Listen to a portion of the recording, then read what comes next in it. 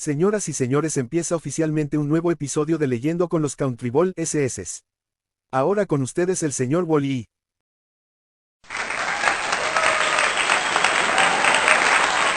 Gracias a todos por su asistencia. El día de hoy vamos a leer un libro llamado This Only Happens in the Movies.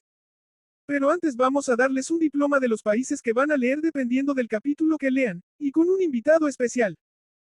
Pero una aclaración importante, esta es solo la primera parte y habrá otras partes porque si leemos 49 capítulos en un mismo video se nos va a complicar con su duración. Ahora sí empecemos.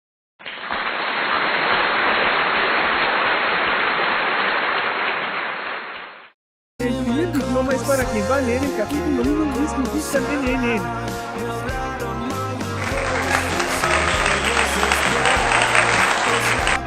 Gracias a todos, les agradezco mucho por su atención.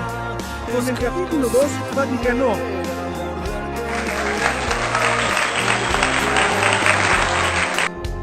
Wow, santos cuentos. Nunca me había tocado algo así. En tercer lugar, nuestro invitado especial, Quincy.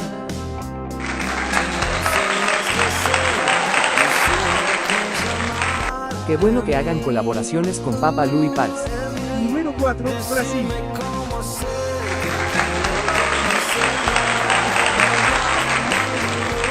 Mami fue muy ético. Quinto lugar, Vietnam.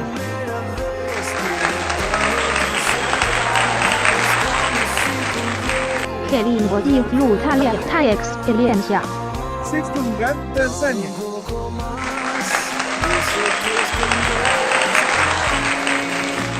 Vaya, estoy muy sorprendido con la idea. El participante número 7, Egipto.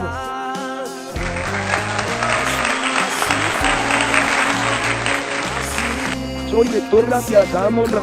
El antepenúltimo lugar, Turquía.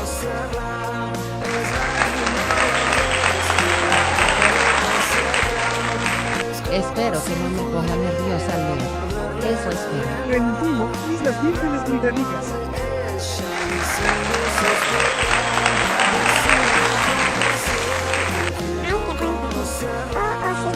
Y en último lugar, República Democrática del Congo.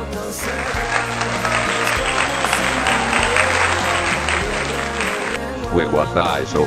Eso fue toda la introducción, ahora empecemos leyendo. Espero que les guste y que disfruten mucho.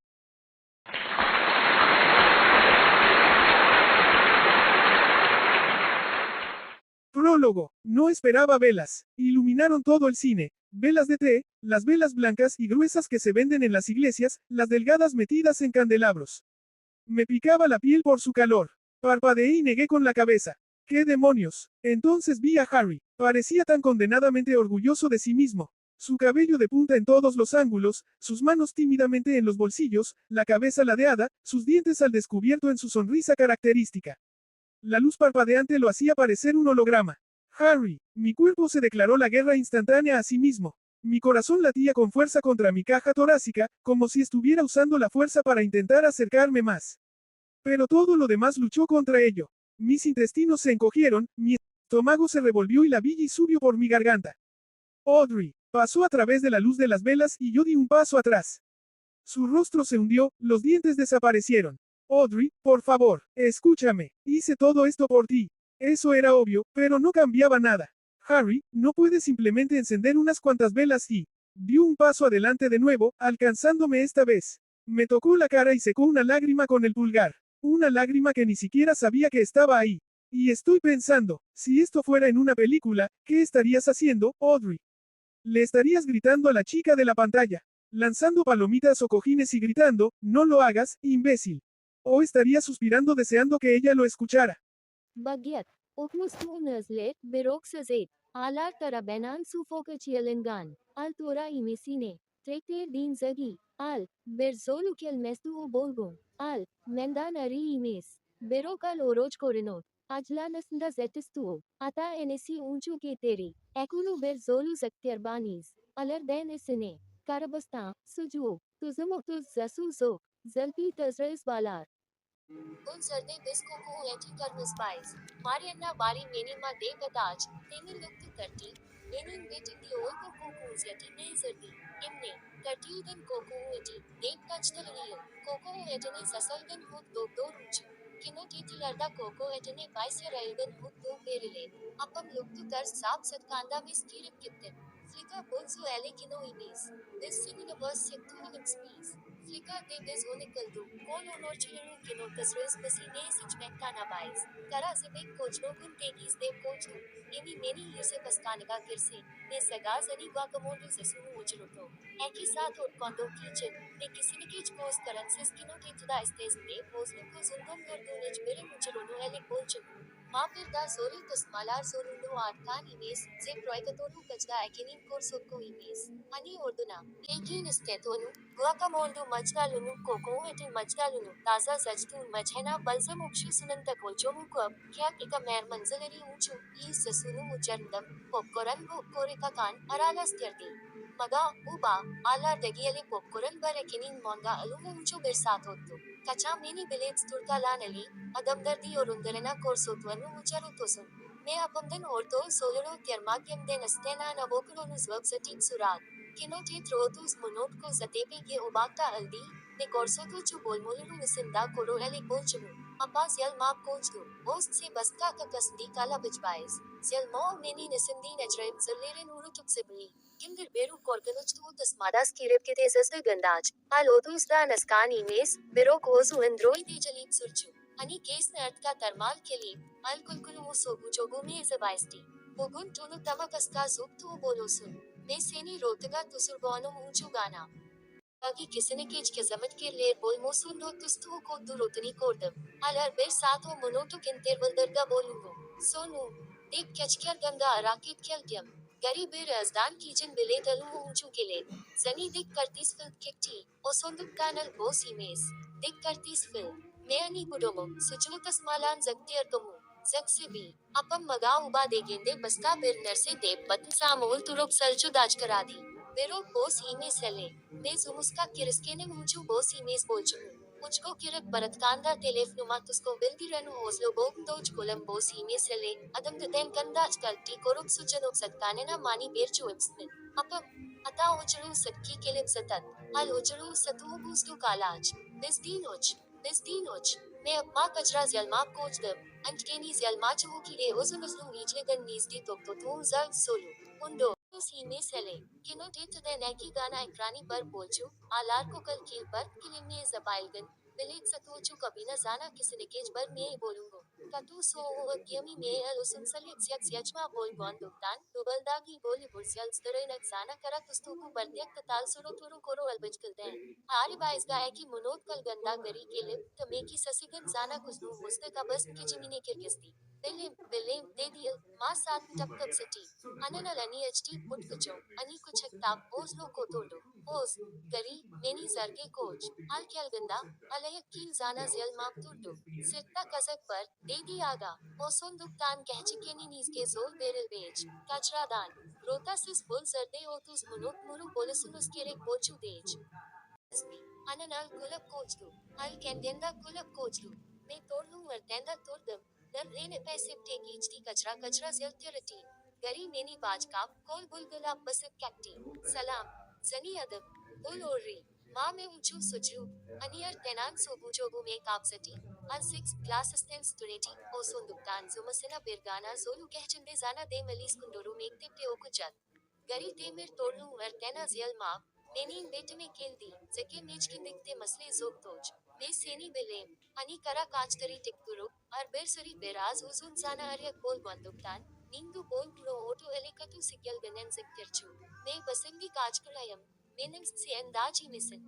सो मैं आल दगी बेर नरसे अजताजन देव जतकांदा मस्क्यार सबरी गरी काजक B जाना हल टेम्पेरेतुरनी उस्तुलोस किरिप ऐसी की अब तेप सिंडिगे किरुबो उरुक्सत बेदी तेमजा ब्रिल्सली जसबागन नरसे रहमान अल फाइव शनल जाना रागली कपचक कर दी जाना जके उजलोडू ओ सोंदो चले देही मेल जाना गोबोद सबकता नेट क्लासेस का जेक्किंडी केजन इतकारत लिनिया केंदा पहले सोनू जुम्बी अपोकलिप्सिस इंडेज तिलकी तो सब कैक्टी में बिरिंसी जुबाजलरदान इन्नेनी कालाब जक्तानी सुरागनींदा ककिचतेन आर्चिंदी तस्तुलयम एकी क्लिनिक मेरलोड कोरिका कानी बर एकी पॉपकॉर्न सरेंसेक्सस तू नाला अलबाइस भी उन स्लो एले बोतल को अलबाइस भी बिर बोतल को मेरलोड अनन में दगी ओसलोनो अलबजम कादसी में ऊंचू जक्शी बोल दो Capitulum 2. Pelliculi coapparent et levis posa in furori factor est.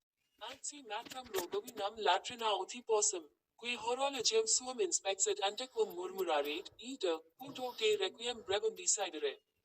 Decem minuto sum, totem possum in latrina ministrorum sedens, caput inter crura egi. Telephonum meum in pera vibrabat.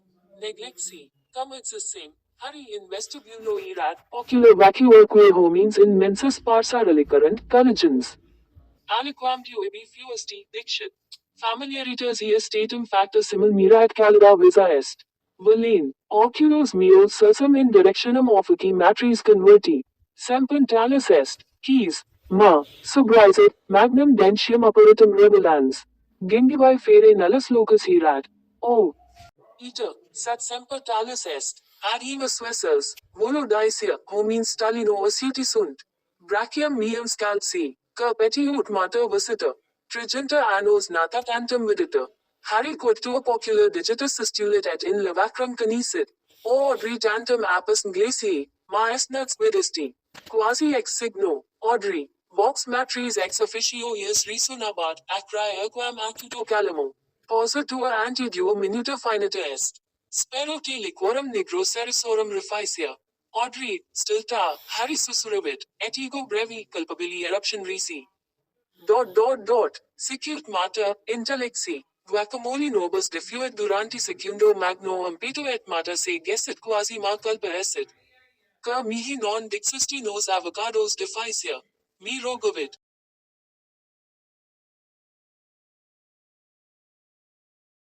Per labia tenia, nesaivam vidipe. Mater crinum eriticum affront alter repulit, et vidi oculos ad clientum frustratum volva. Ignos, noble est, quid the hamos citridorae gratuito. Tam insinum factum est ut Harry ad auxilium ferendum excederit, se capsus popcorn ermans et ie machina extraens. Statum manipstum erat Harry vestitia querelia in se habam. Mater rise et quotius cum celeque vecha, sicut omnis clients femini. Egas laudibus tunissus perstrinct sed, tonsurus animat vertet dixit, bona electio quotius cum gictus mamulnum mixturum sibi et vinia uberit. Parisne, Audrey, nictibit dum digitos fermentatus porrigabat et ego scienter subrisi. Mos, monestia. Venestum sed moraliter bankruptum idiotum amici, amerum. Tandem omnis in tabulas ingresi sunt, iannuus post eos claudentibus. Ambabus pelliculis ludentibus, inquiet perturbant in vestibulo relicti sumus. Defessa in mensum recubui, quid nunc, mater caput quas savit, non indus meum inspexesti, audri, nunc iterum purgamus. Itac omnis superficies antibacterials purgavi, omnis novas vacuas in lavacro automatico posui, et in parabam sedil et peds meos dolens piacere, cum mi robustus et tabula prima immersit. Circumspicions, mater et Harryum boavan verent. Here's too, clamavit emptor. Mi erigi dum ad mensum ambulabat. Pasum te adiavere, canis calidus delicatus volo, cum sapore rustico ad mini, coso, bene, pecunium ius excepi et ad arcam mi converti, conens meminus quomodo in tractarum. Tesavit, est ne problema, clamavi trans hamerum, pelliculum decidero, possus minutus ad faciendum, verbus mes hesitavi, ius impetu perturbata, cum mater diosum nusus descendit. Quid hic problema esse vidita? Hotum canis pativi, enquit. Sen, mater semel manus complosit, in qua sides, statum adferimus comparatum merit. Ignos, oculos iterum volvit nova est. Viri pelliculum redit et ego a calefactorum canis persone dissete me converti, nei mater Nesabam nos subum insinimate graphium proris et tulis ancum defensibus. Non hoc pelliculum omnibus eis perturbabit. Facimus quod cliens vult. Super hamerum meum observabit ut careret me istum canis quantitatem adia. Set it in B12, que est in ambulicro a sinistrum. Pasum tibi confideo ut in et tuneris comparata erit. Modo annui. Mi octo annos natum sentiens. Bene, rec, nunc mihi Harryum in spicia nisus est. Clavi pulsavit et ego ad opuscopi componendo caniculum calidum, conditurum organicum colligens et im in pane artificiosum in linens. Vaccine ius submissa voce imitatus sum. Noli oblivisti, Audrey, clients semper rectisessi, ishumsi citrudis et amperatiski non portis totem semihoram expecte donec pellicula perfecta sit pro suo caniculo calido ridiculo et inaemis precioso, faciamus quod vult. Sonat quasi matate in fret. Ad vicin Harry excilut et forceps demisi. Una campaign in solum cessiderint. Mehicul unquam, consternatus ad caniculum calidum intuens. Ve, regula quanc secundorum. Harrius se inclinavit utium sumirate. Air investimentus hius iterum frigidus hirat. In benensa flavit et deducit antequam mihi porixit aridens. Pavimentum ei texturum delicationum dat, explicovit. Me iterum stult ridentum and many et penem sepi, manibus nostra stangentibus. Mater te querit, testiculi, quamquam ingens risus dentatus hius indicabat ium non pomotum esse. Putibum me naemis in officio suo heo ut me clam exentum ad fumendum animat verterit. Pascadas ad officium ius glas simul cucurit. Polulum pulverisquem desideriverat ditisi. Gracious tibi ago quod panem artificiosum servasti, postium clamavi. Sed Harrius in summum intigerat, vestigium tantum relinquens.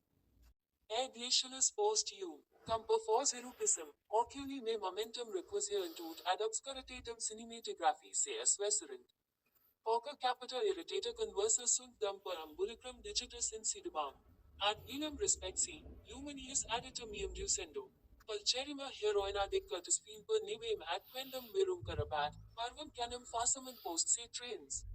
Sist, postium clamavit. Expector, vir in need substitute et sensi spectators collective respirare. Lenim viri animadverti et exta ium concidi. En canis dus facimen, susurravi. Manum extended et asper sepat, oculis in velum fixus. Ne gracious quadam dixit, per umbilicrum reptivi et, cum desedere pararem acta. In scena scriptum est, canetis sum te ame designer cati, sed non possum. Mi converti in veni, semper hanc actris mudmeratus irum. Optimus ius sinus iterum ac iterum spectiverum ut plura consilia disere canera. Anno proximo, capitis fuisum hanc pelliculum specte. Acta principalus faciem manibus tenebat, genus pulgras contoquens. Canis facimen ad peds ius latravit. Canetis nees, susurravit. Una lacrima delicat in genum ius tilivit sine fuco ius corrupto. Annuit, canetis sum te odis, canetis sum de te tope, canetis sum ne omnino de te cogite quadum, sed defessus sum, cati. Non possum te non ame, ishum post omnia. Non possum non sentaia quicquam pro te. Omnes sensus quem habeo, omnes sensia cordis me tu est. Semper fuit, fortita pulpe bravi, manu ad inum posita, lodo in guttur salienti. Axini propulsi, cum musica orchestralis magnum osculum significabat. Creator mensum incessi, matrum ignorans dum latra. Mandita mihi dediat me in latrinum ministrorum ingressus sum. Diende, subligiculis circa talos, caput intercrura posuiet singultiens emipugnum in os constringens ne mater intrerit et mi flair ordere. Capítulo 3. El trabajo duro no terminó una vez que las pantallas se vaciaron de gente, secándose los ojos y diciendo que era lo mejor de Dick hasta ahora.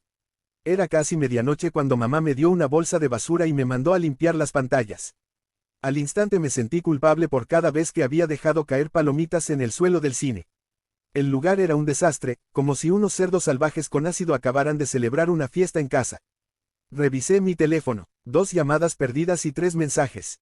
Mamá, ¿a qué hora volverás? Mamá, ¿viste mi mensaje? Mamá, no puedo creer que no se esté haciendo esto.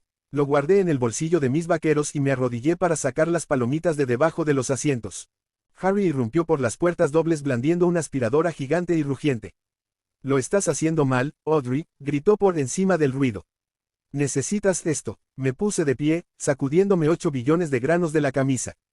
Nadie me dijo que existía una aspiradora. Lo llamamos Magic Mike. Tú recoges todos los vacíos, yo fregaré la alfombra. Gracias. Empecé a sacar copas de vino sueltas de los rincones y recovecos, intentando no bostezar.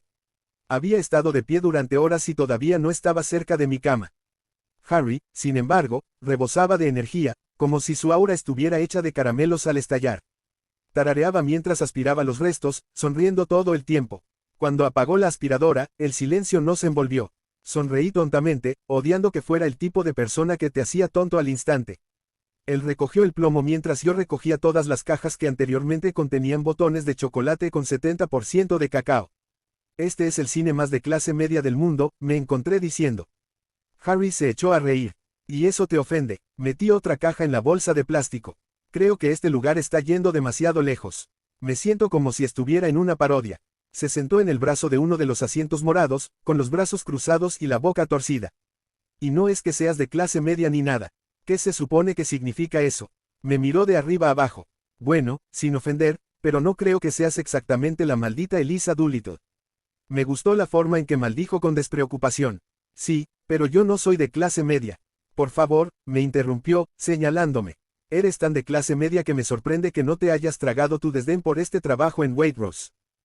Entrecerré los ojos al verlo, observando su cabello desordenado, ingeniosamente peinado, sus jeans rotos que, ya sabes, se compró así. Sí, bueno, puedes hablar, respondí. Apuesto a que tu masilla para el cabello es orgánica. Eres tan de clase media, apuesto a que tuviste la casa del árbol de Sylvanian de niña. Abrí la boca. ¿Cómo lo supiste? Y ambos nos orinamos de la risa, lo cual fue genial considerando que apenas nos conocíamos. Me dejé caer en una silla junto a Harry y pensé que estaría bien trabajar aquí si él lo hacía. Sí, tenía un jugador tallado en sus hoyuelos, pero era divertido y ya había aprendido la lección sobre los chicos como él. Ahora sé de dónde te conozco. Se giró hacia mí. Eres la hermana de Dougie. ¿Cómo conoces a Dougie? Tu madre conoce a la mía. Dougie y yo fuimos a la guardería. Al parecer, nos damos un masaje juntos. Me reí. Eso sí que es clase media. Harry se levantó y recogió mi bolsa de basura. Culpable, pero prefiero trabajar aquí que en Cine Universe. El sueldo es mejor, los clientes son más amables. Abrí la boca para protestar. Dije más amable, no amable. Y mamá se calmará cuando sepa que no eres totalmente incompetente. ¿Qué tal le va a Dougie en la universidad? Está en Sussex, ¿verdad? Sí, creo que lo está disfrutando. No sabemos mucho de él. De hecho, todavía no había vuelto a casa ni una sola vez, dejándome con mamá y su nuevo drama. Estaba a punto de preguntarle por qué no estaba en la universidad cuando mamá empujó las puertas dobles, me vio relajada y totalmente activada. Era bien pasada la medianoche cuando mamá finalmente nos dejó salir. Tú también deberías irte, es tarde, dijo Harry, pero ella lo despidió con la mano. Con un profundo suspiro de mártir. Harry y yo salimos juntos a la calle vacía y helada. Nuestro aliento se cristalizó al instante y se mezcló antes de flotar en el aire. La ciudad estaba muerta y en silencio. El cine daba a un cruce normalmente abarrotado, pero ahora los semáforos parpadeaban de rojo a ámbar y a verde, dejando pasar coches invisibles. ¿Qué tal tu primer turno? Escuché el inconfundible clic y silbido de un encendedor. Harry aspiró su cigarrillo, se lo sacó de la boca y luego exhaló, con cuidado de no mancharme con el humo. Estuvo bien, necesito el trabajo, ahorrando para viajar o algo así. Dio otra calada, algo así. El rugido del motor de un coche interrumpió el silencio. Un Peugeot destartalado derrapó en la esquina y se detuvo de golpe delante de nosotros. Harry sonrió cuando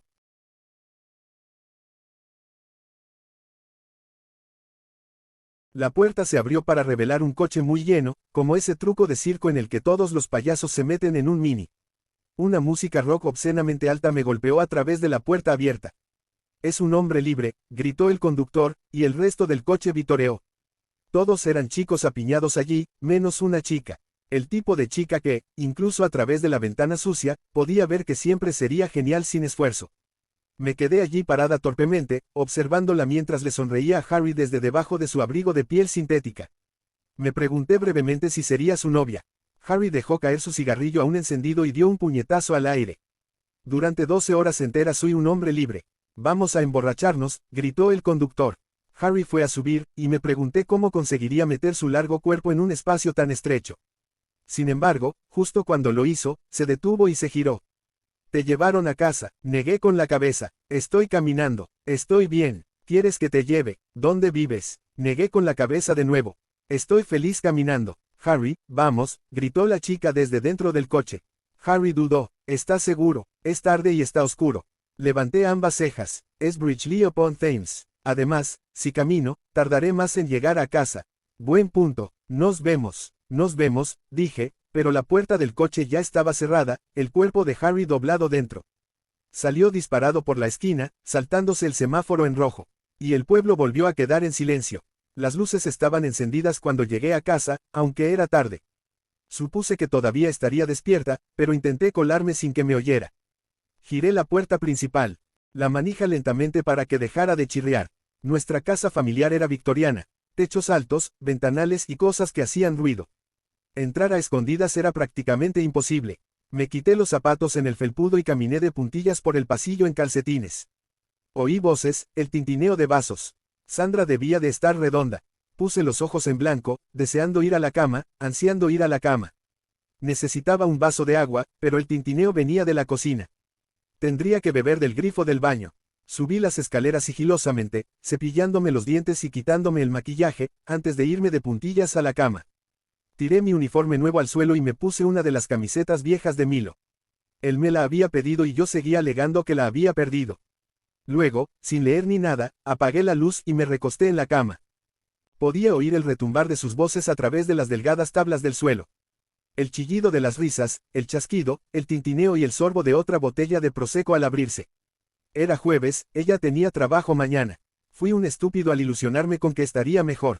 Mientras mis párpados se cerraban, recordé esa frase de la película. Cada sentimiento que tengo, cada centímetro de mi corazón, es tuyo.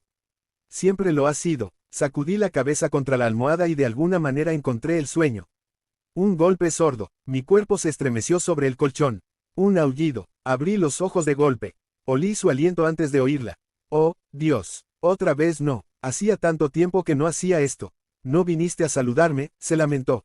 Me froté los ojos para acostumbrarme a la luz que entraba por la pasillo. Hola, mamá. Mi voz estaba tan llena de sueño que apenas podía pronunciar las palabras. Me di la vuelta para mirarla. Se había desplomado completamente hacia atrás en mi cama, con las piernas estiradas frente a ella, como si estuviera acostada en un ataúd. Sus pupilas estaban por todas partes, todo su cuerpo apestaba a vino rancio. Estaba dormida. ¿Recibiste mi mensaje?, preguntó, sin disculparse. Tengo universidad mañana. La casa. Su voz se quebró. Tu padre nos va a quitar la casa. Empezó a sollozar entonces, justo cuando sus palabras, y lo que significaban, me golpearon en el estómago, cada una como un puñetazo por separado. Papá lo había destruido todo hacía 2 años cuando anunció que nos dejaba por una nueva familia. Así de fácil. Había estado sentando las bases en secreto durante meses, incluso dejando a Jessie embarazada de gemelos, lista para nacer solo unas semanas después de cerrar la puerta de nuestra la casa familiar detrás de él y nos dejó convertirnos en cenizas. No pensé que pudiera empeorar, pero ahora también se estaba quedando con nuestra casa. Le di todo, Audrey. Todo, es nuestra casa, es nuestro hogar. Sus sollozos se transformaron en uberses. Se hizo un ovillo, como una cochinilla realmente traumatizada. Extendí la mano en la penumbra y le acaricié el pelo.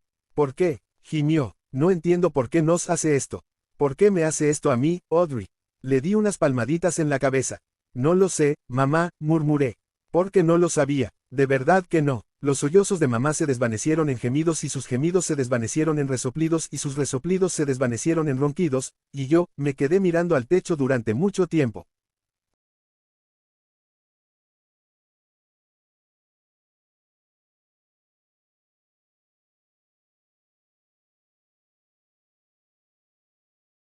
Capítulo 4. O melhor amigo que só existe para ser seu melhor amigo. Talvez eles sejam gays.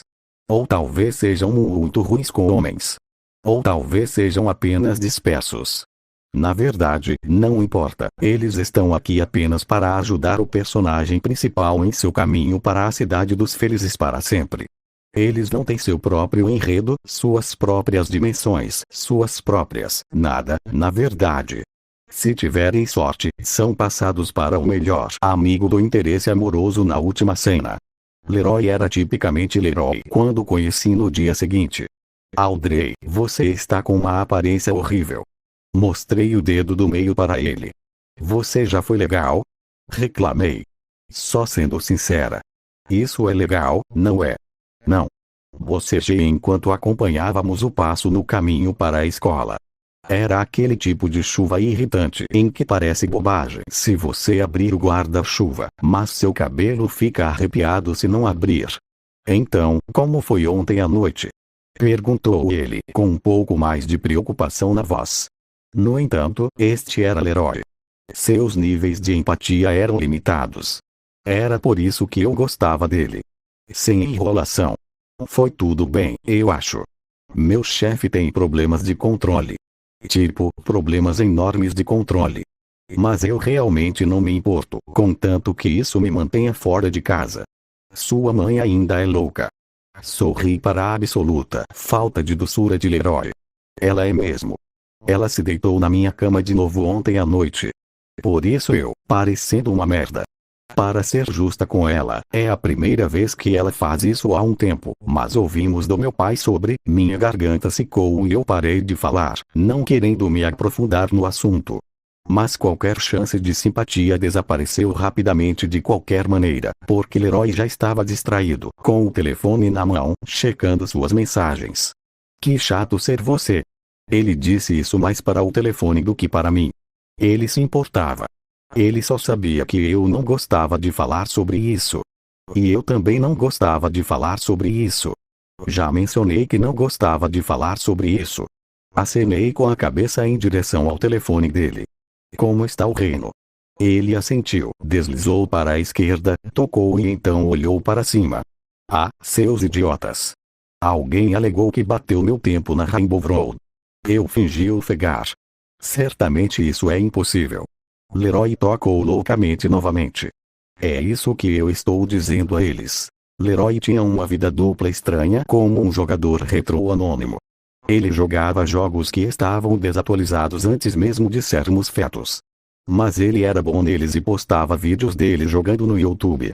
Eu nem entendia como isso tinha acontecido, mas ele tinha mais de 200 mil inscritos.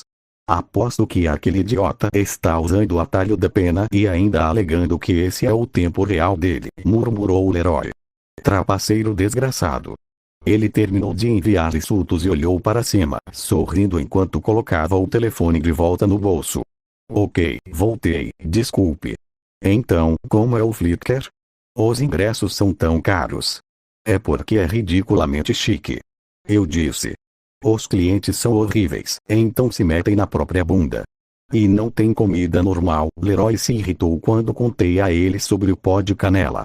Mas o dinheiro é bom e tinha um cara lá, ele era amigável. Você o conhece? Ele disse que conhece o Dogie. Qual é o sobrenome dele? Eu não sei. Como ele é? Ele está em forma. Bati em Leroy com minha bolsa. Ele não está fora de forma. Ele tem cabelo escuro e comprido e ele usa gel para ficar todo grudento. Talvez os olhos dele fossem verdes. Ou castanhos. Não tenho certeza, é escuro nos cinemas. Talvez ele seja asiático. Leroy me lançou um olhar. Talvez ele seja asiático. Bem, eu não sei. Ele se parece um pouco com Joseph Gordon-Levitt. Audrey, pelo amor de Deus. Ele é judeu. Ok. Eu te disse, eu não sei. Todos em Bridgelio-Pontames tendiam a se conhecer de alguma forma. Tínhamos apenas 2 escolas secundárias e as famílias quase nunca se mudavam. Leroy ficou em silêncio por um segundo, repassando os rostos em sua cabeça. Ok, vamos descobrir isso. Então, alguém com aparência asiática, talvez. Um cara judeu com olhos castanhos ou verdes. Eu ri e bati nele novamente. Os amigos dele vieram buscá-lo, eu disse. Todos pareciam gostar de rock. Tinha uma garota com um corte de cabelo curto. Ele fuma, pode ser a Lipton. Ele era católico? Nossa, Leroy. Como eu vou saber? Ele não me enfiou em uma caixa e confessou todos os seus segredos sujos. Leroy sorriu. Você é péssimo com os homens. Eu bati nele pela 3ª vez. Se ele é católico, então é a Lipton. Ele é um pagão que abandonou a igreja. Bem, é o que a mamãe diz, pelo menos. Como ela saberia? Ele suspirou. Ela mantém o controle sobre quem vai à igreja e com que frequência. Controles literais. Eu encontrei uma lista uma vez. Sua mãe é tão estranha. Estendi uma mecha do meu cabelo para verificar o quanto estava frisado por causa da garoa. Estou mais do que ciente disso. Mas, de qualquer forma, se é no Harry que estou pensando, acho que ele dormiu com a Cassie ano passado e depois a abandonou completamente. Ela estava bastante obcecada por ele. Cassie é da sua igreja, Cassie? Ele assentiu. Sua igreja tem tantos desviantes secretos. Ele se curvou com o floreio de mão mais alegre que o mundo já conheceu. Audrey, não faço ideia do que você quer dizer. Logo a conversa mudou do cinema para reclamações sobre os estudos, reclamações sobre a escola, reclamações sobre esta cidade, nosso ganha-pão de sempre. Leroy era o cínico ao qual eu me agarrei como uma máscara de oxigênio nos últimos meses depois do Milo. Nós nos conhecemos no clube de teatro, mas nos tornamos amigos quando ele me encontrou soluçando atrás das cortinas do palco. Eu sabia que ele era tudo o que eu precisava em um amigo quando disse, sem ofensa, mas você é o chorão mais feio que eu já vi. De alguma forma, embora meu coração estivesse pulsando de dor e humilhação, isso me fez rir. Conforme nos aproximávamos da escola, os filetes de outros alunos vestindo nosso uniforme azul marinho se misturavam até que todos estávamos caminhando na mesma direção. Eu me despedi de Leroy quando nos separamos para ir para nossas aulas separadas, mas ele não respondeu. Ele estava absorto em seu telefone novamente, resmungando sobre penas e Rainbow Roads. Eu vaguei pelos corredores apertados em direção à minha aula de estudos de mídia, tentando esfregar o cansaço dos meus olhos sem borrar meu rímel. Alice estava sentada em nosso lugar de sempre. Ela acenou, exibindo um conjunto de unhas compridas recém-pintadas, e eu fui e joguei minhas coisas ao lado dela. Nova cor. Acenei com a cabeça em direção às mãos dela. Sim. Chegou pelo correio ontem. É da América e tem folha de ouro de verdade, viu? Ela enfiou os dedos praticamente na minha cara. Entendo. Havia uma óbvia falta de entusiasmo na minha voz, mas ela fingiu não notar. Como foi seu primeiro turno? Ok. A noite passada pareceu um sonho. Eu não conseguia acreditar que tinha que voltar na noite seguinte e fazer tudo de novo. Você vai me visitar? Com os outros. Tentei sorrir. Tentei mais entusiasmo. Ambas as tentativas fracassaram. Alice fingiu novamente que não tinha notado. Oh, sim, deveríamos mesmo. Você pode nos dar um desconto? Sua tentativa de uma interação normal de amizade foi muito mais bem-sucedida, ou talvez tenha sido apenas mais genuína.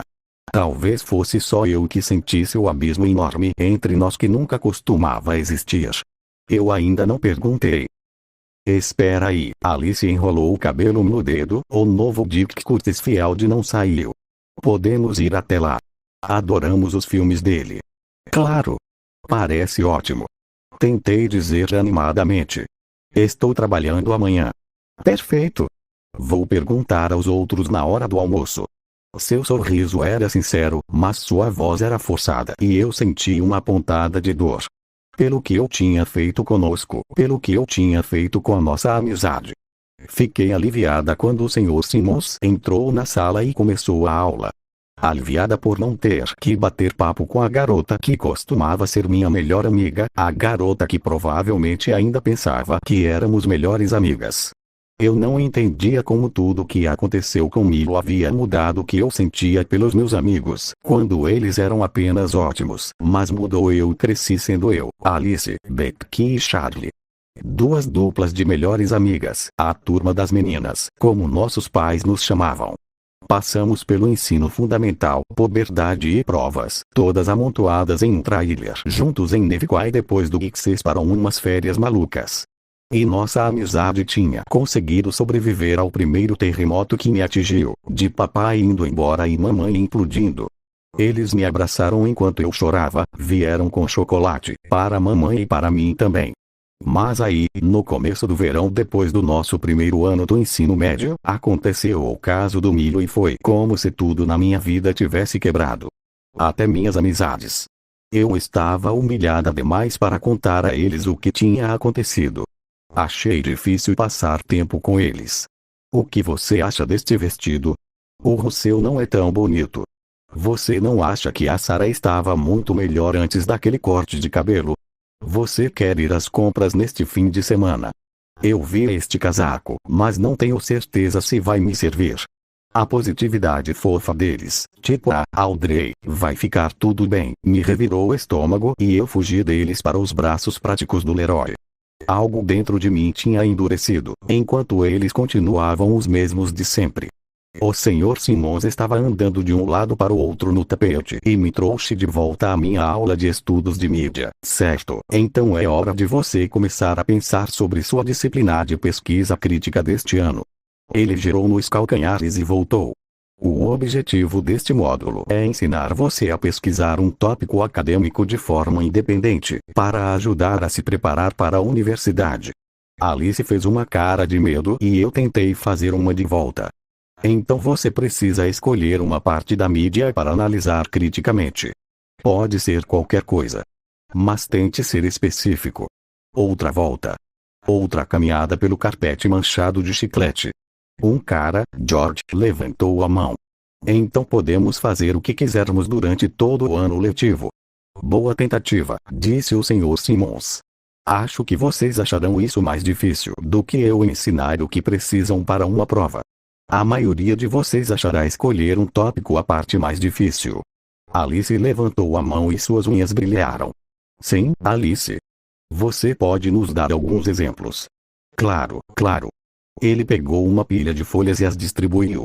Peguei uma e olhei para a fotocópia da caligrafia de outra pessoa. Então, o único critério real é examinar alguma parte da mídia com um olhar acadêmico, notícias, seriados de TV, filmes de Hollywood, pode ser qualquer coisa. No ano passado, um aluno examinou a cobertura de esportes femininos nos principais canais de notícias em comparação com os esportes masculinos. Outro analisou o merchandising em filmes de James Bond. Outro mediu a quantidade de tempo de tela dado a atores negros em filmes indicados ao Oscar. Agora, o senhor Simmons sentou-se e tomou um gole de sua caneca de café. Eu sei que é um pouco opressor, então vamos passar 10 minutos anotando as áreas que lhe interessam. Alice e eu nos entreolhamos sem expressão. Alguma ideia? Ela perguntou. Nenhuma. E você? Não sei. Ela começou a rabiscar espirais na margem de sua bloco de notas. Acho que eu poderia fazer algo sobre revistas femininas. Parece perfeito. E ficaria bem no seu currículo quando você se candidatar a uma experiência profissional. Alice queria escrever para uma revista de luxo desde os 7 anos. Ela vivia em um estado perpétuo de desespero, achando que o jornalismo impresso estaria morto antes que ela tivesse a chance de realizar seu sonho. Então faria isso. Ela se sentou mais ereta na cadeira e escreveu sobre revistas femininas. Eu continuei batendo minha caneta e observando todos rabiscarem ao meu redor. George era a única pessoa que parecia perplexa e sorrimos um para o outro. Então me lembrei de que George era um dos melhores amigos de Milo e entrei em pânico por ele saber o que tinha acontecido. Corri, sentindo-me vagamente enjoada, e olhei para minha página em branco. O que eu poderia passar um semestre inteiro pesquisando? Certamente ninguém se importa tanto com nada. O senhor Simmons deve ter percebido minha hesitação, porque se aproximou e se agachou ao lado da minha mesa. Está com problemas, Audrey. Meu rosto se contorceu com o forte cheiro de café em seu hálito. Não consigo pensar em nada. Bem, no que você está interessado? Dei de ombros, sentindo-me exposta com todos ouvindo. Eu não sei. Que tal filmes ou TV? Com toda a atuação que você fez nas peças da escola. Eu estremeci quando ele disse isso.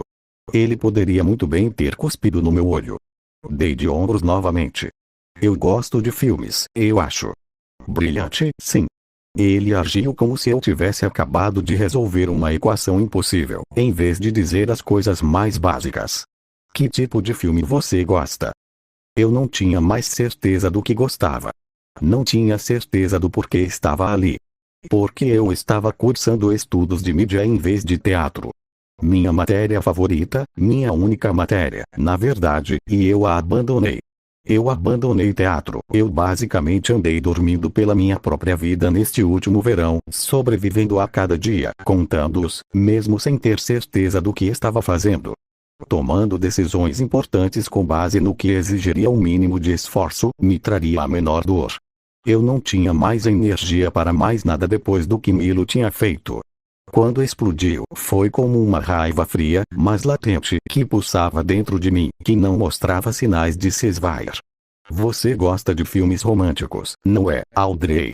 Alice falou por mim e me tirou do meu mal-estar. Ah, é mesmo, Audrey.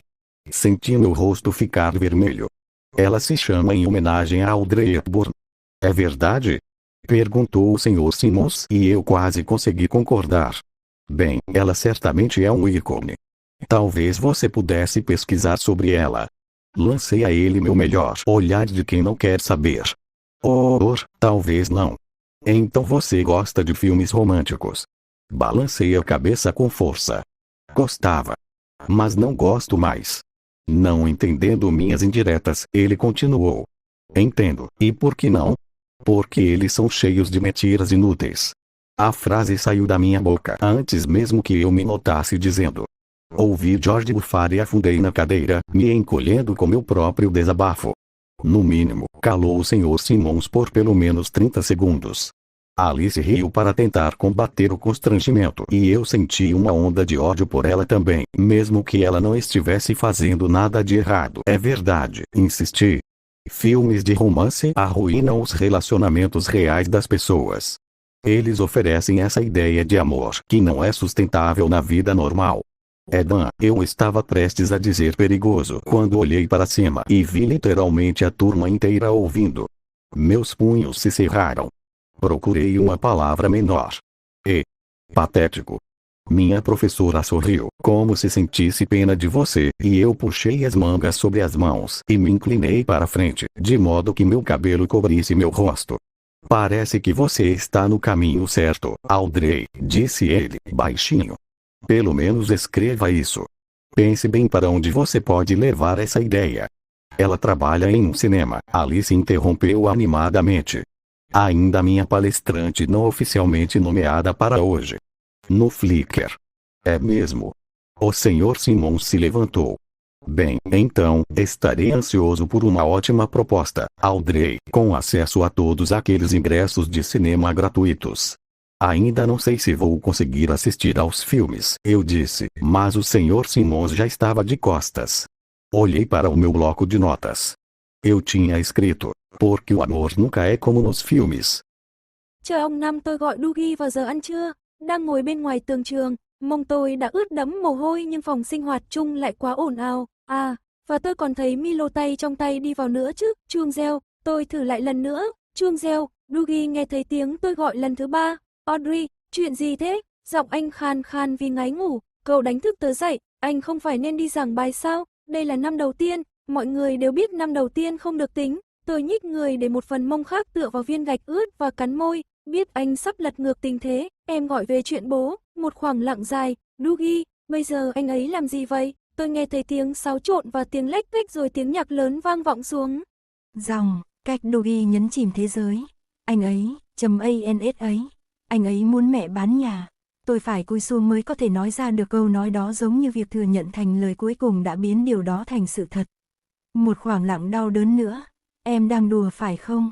Cuối cùng anh nói, tôi không nghĩ vậy, mẹ đã nói với tôi tối qua rồi. Mẹ thế nào rồi? Anh hỏi nhanh, giọng đầy lo lắng. Dougie rất bảo vệ mẹ, mặc dù tôi luôn thấy hơi hời hợt. Anh ấy đã dành phần lớn năm ngoái, năm tồi tệ nhất của mẹ tôi, để ở ngoài suốt đêm với ban nhạc của mình. Và anh ấy chưa một lần về thăm nhà trong học kỳ này, mặc dù chỉ cách nhà 1 tiếng lái xe. Anh ấy đã bù đắp bằng lời nói, cơn thịnh nộ và những lời cằn nhằn khi bố tôi trút giận qua điện thoại, chửi bới qua bàn phím. Điều đó khiến mẹ tôi càng yêu quý anh ấy hơn, trong khi tôi là người phải đối mặt với tình hình thực tế. Tôi là người bị buộc phải đóng vai cảnh sát xấu, buộc phải nói không với mẹ, buộc phải đi xem bố và các con đóng vai người hòa giải khi Dougie từ chối. Buộc phải dọn dẹp nhà cửa trong những tuần tồi tệ của cô ấy. Buộc phải gọi điện báo ốm thay cô ấy. Và không, cảm ơn, tôi không có huy hiệu anh hùng. Chỉ đơn giản là, sao con không thể ủng hộ, như anh trai con vậy. Như thể lời nói là thứ cô ấy cần hơn, thay vì ngăn cô ấy chết vì bệnh scorbut hay bị đuổi việc vì say xỉn ở chỗ làm. Cô ấy, tôi hình dung ra cảnh cô ấy ngã vật xuống giường tôi như một xác chết, nỗi thất vọng tràn ngập như thể bị dội một gáo nước đá. Anh nghĩ cô ấy thế nào? Mọi tiến triển cô ấy đạt được vừa sụp đổ. Anh ấy không thể làm điều này. Chắc chắn là anh ấy không thể làm điều này chứ. Tôi không biết, chắc tôi phải đi gặp anh ấy thôi. Nói với anh ta rằng nếu anh ta còn làm thế nữa, tôi sẽ không bao giờ muốn gặp lại anh ta nữa. Tôi ngước nhìn bầu trời trong xanh, Ánh nắng mùa thu làm những cành cây trơ trụi lấp lánh. Bầu trời đã quang đãng hơn kể từ lúc này. Trời đã sáng, nhưng mọi thứ vẫn còn ẩm ướt. Tiếng ồn ào của giờ ăn trưa vang vọng trong không khí lạnh lẽo. Tự mình nói với anh ấy, đừng như thế, Audrey. Tôi ấn ngón tay vào tường. Em chỉ muốn nói là, sẽ rất hữu ích nếu anh giúp em, Dougie. Em cũng không biết phải nói gì với bố nữa. Anh biết bố em dạo này, kỳ quặc lắm mà. Cứ coi như anh ta không tồn tại đi, đó là điều tôi làm. Em không thấy sao, anh không thể lờ anh ấy đi được. Nhất là khi cả em và mẹ đều làm vậy. Phải có ai đó giữ cho chúng ta nói chuyện mơ hồ mới được. Hơn nữa, hai đứa sinh đôi lại là anh em ruột của chúng ta. Tiếng nhạc nền vang lên, anh em cùng cha khác mẹ, anh sửa lại. Và một nửa là đồ khốn nạn. Dougie, và anh ấy không thể lấy ngôi nhà. Nó là của chúng ta. Luật sư của mẹ nói gì? Tôi không chắc, cô ấy quá, say, ốm tối qua nên không thể làm được. Nhiều ý nghĩa, thôi thì bảo cô ta gọi luật sư đi. Tiếng đàn guitar của anh ta lúc này the thé. Anh ta sẽ cúp máy ngay và không phải nghĩ ngợi gì thêm nữa. Trong khi tôi, lạnh cóng, kiệt sức, phải về nhà với bà mẹ say xỉn, bối rối không còn cách nào khác. Con giận bố chứ không phải Dougie. Con giận bố chứ không phải Dougie. Này, cậu có biết ai tên là Harry không? Tôi hỏi, chuyển chủ đề để tránh khỏi cơn giận của chính mình. Những hợp âm khàn khàn hơn, một đoạn nhạc rip của một bài hát mới vang lên. Đó là Harry Lipton, làm sao anh biết anh ấy? Tôi mới bắt đầu làm việc ở Flickr Cinema tối qua, tôi nói. Anh ấy nói anh ấy biết cô, anh ấy rất, thân thiện, anh ta có thử làm chuyện đó với em không? Giọng Dougie lại trở nên gay gắt. Vâng, Dougie, tôi đảo mắt, anh ta đè tôi vào tường và... Anh ấy đã tuyên bố tình yêu bất diệt của mình ngay khi tôi đeo thẻ tên mới. Tại sao anh ấy lại thử đeo nó với tôi? Anh ấy thử với tất cả mọi người, vậy thôi. Ngoài chuyện đó ra thì anh ấy là một chàng trai tốt. Bọn em có đi chơi một chút ở Music Tech, em chỉ không muốn anh ấy tán tỉnh em gái em thôi. Anh ấy mê phim ảnh mà, phải không? Ồ, anh ấy làm việc ở rạp chiếu phim, tôi không nghĩ điều đó có nghĩa là anh ấy thực sự thích phim ảnh. Không, đúng là anh ấy làm ra chúng. Những thứ kỳ lạ, với cả đống máu giả, thây ma và đủ thứ khác. Dù sao thì, anh ấy cũng ổn, có vẻ hơi lạc lõng. Bởi vì anh không phải, tôi thấy mình đang nghĩ vậy, rồi cảm thấy tội lỗi ngay khi nghĩ đến điều đó. Nhưng hãy cẩn thận, anh ta là một thằng khốn nạn khi nói đến con gái. Giống bố à, tôi gợi ý, đường dây im bặt, ông ấy không tệ như bố đâu, Dougie cuối cùng trả lời. Sura sita, wasichana walikuwa wakinisubiri niliporudi kwenye chumba cha kawaida nikionyesha uadui mwingi kwa uwepo wake. Ilinifanya nijisikie hatia kwa kuwa na mawazo mabaya kuwahusu hapo awali. Nilitumia muda mwingi kujisikia hatia. Nilijiuliza ni kiasi gani ulimwengu ungebadilika ikiwa watu ambao wanapaswa kuhisi hatia maishani wangehisi kuwa na hatia. Nachukia mtindo wake mpya wa kukata nywele, Charlie alisema, badala ya salamu, nikiwa nimejilaza karibu nao kwenye sofa yenye mvuto. Nilikuwa nikijaribu kuwazuia Milo na yeye wasionekane na macho yangu, lakini walikuwa pamoja na watu wengine wa drama wakiwa na sauti kubwa na ya kuchukiza.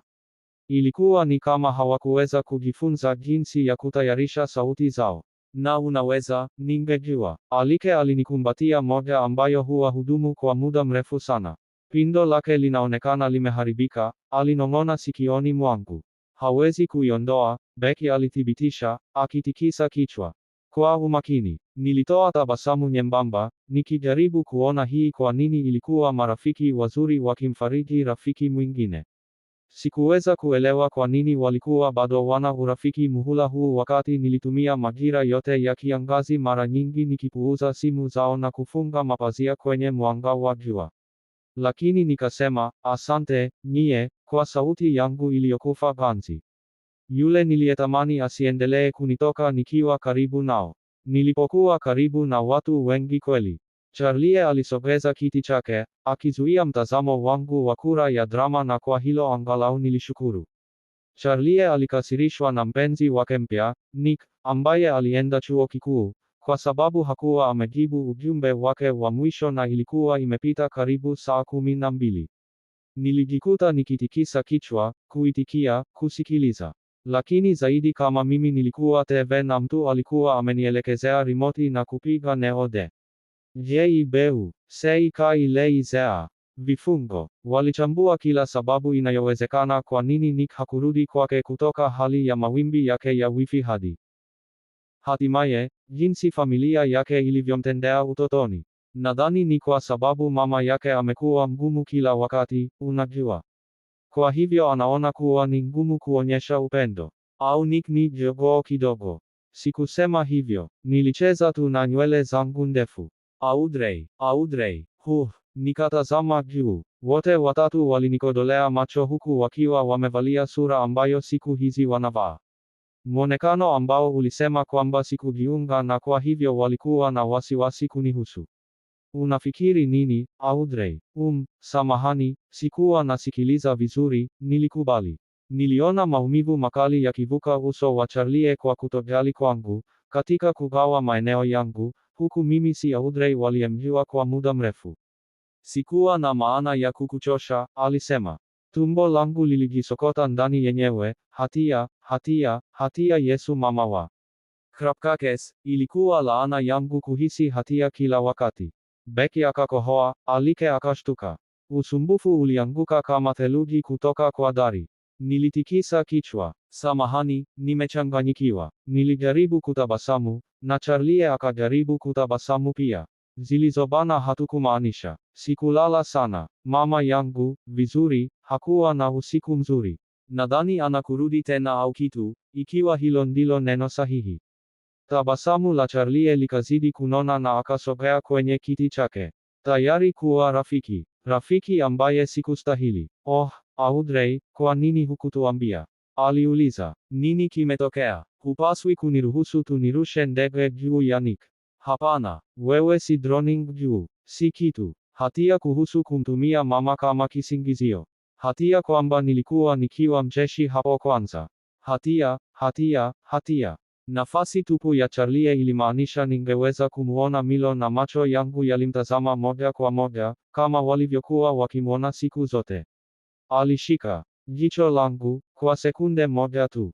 Na, katika sekunde hiyo, tulikuwa chumbani kwangu, nikiwa na muziki wangu na nguo zangu zimevuliwa na mama yangu hakuwa ndani na mikono yake ilikuwa ikifuatilia pande za kiuno changu na alikuwa akinong'oneza kuwa mimi ni mrembo.